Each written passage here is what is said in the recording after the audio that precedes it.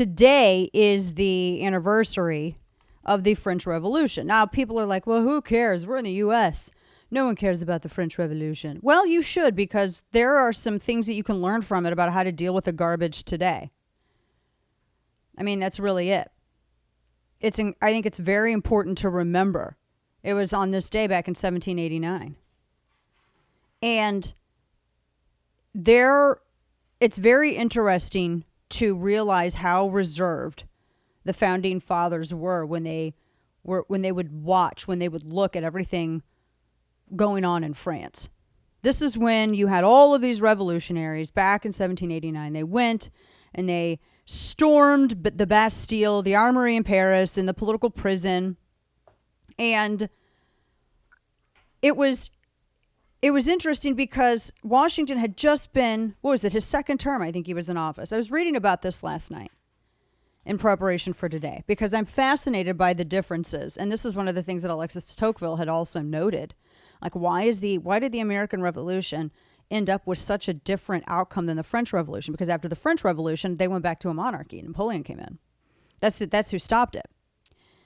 And Washington made a very astute decision to prohibit the very young American Republic to aid French radicals when they were fighting in the British. And he was looking at it, as he was saying, well, we just finished a thing with Britain.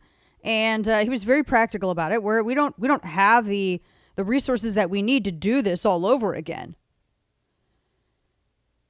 And I think that it would have been such a stain on our young republic's history to have participated in that because of everything that happened in the French Revolution. It was one thing that Edmund Burke had noted, that in their attempt to remake France into this, egalitarian utopia, they destroyed everything that made them French. They destroyed themselves. They tore everything down. Where else have you seen this play out? Now, just loosely, where else have you seen this play out? When you look at the Cultural Revolution in China, Mao's attempt, the communist attempt to remake their society, and they destroyed everything about themselves. The Great Famine, everything that happened after, the murder of millions. Everywhere you've seen this happen time and time again, it is the exact same result. The only difference was America. And July is a very introspective month for our republic because we have July 4th, Independence Day. And we sort of, I don't know, or at least I do, I kind of think about this stuff.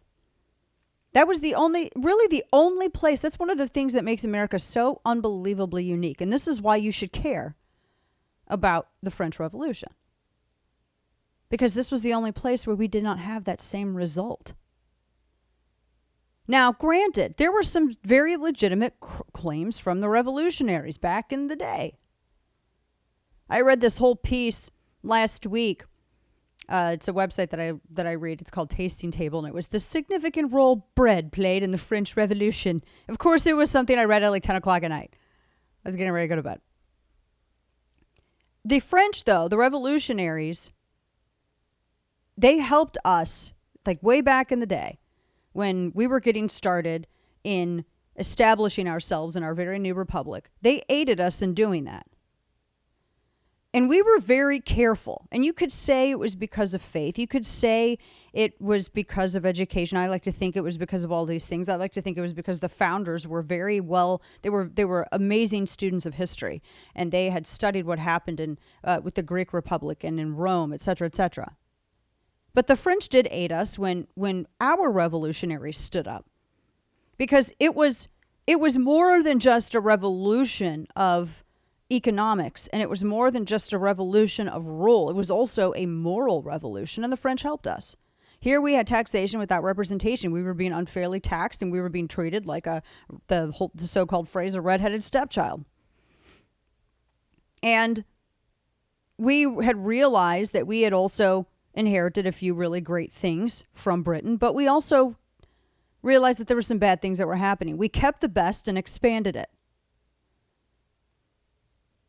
A friend of mine had said, a regrettable mistake the French revolutionaries made was reading John Locke without an Edmund Burke chaser. Because they decided to so destroy who they were that they ended up also destroying the good things along with it. What happens when you have these societies that have this massive resistance? They tear down all of their institutions that make them so uniquely them. And in the United States, we stopped short of that. I think that's extraordinary, and it deserves greater examination.